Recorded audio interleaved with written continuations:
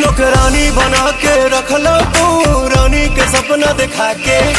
ओला बोला के चलनी हम राजा जी माई के पहले जे जनती चूल्हा चौकी करो बाई नदिया किनार भेजी पानी भरो बाई कबो न बियाह बारा चैती आहो राजा मांगे न सेनुराती कवैती आहो राजा कबो न बियाह बारा चैती।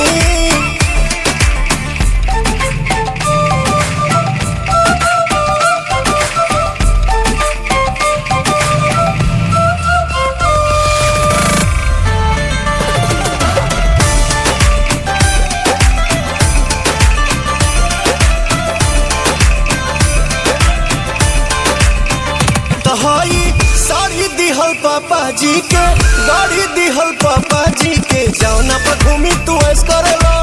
बहु खर्च नहीं कैस करेला कुल ही कमाइया सब पौड़ाई बन सब सारी रात पिया ओनिए बिताई बात अपन भोजन न बसियती आहो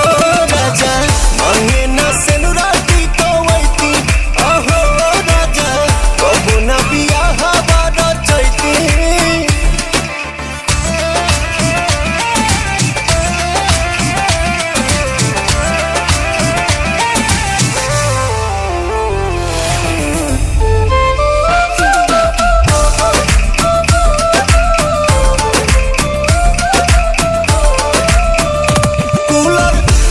पंखा टीवी संग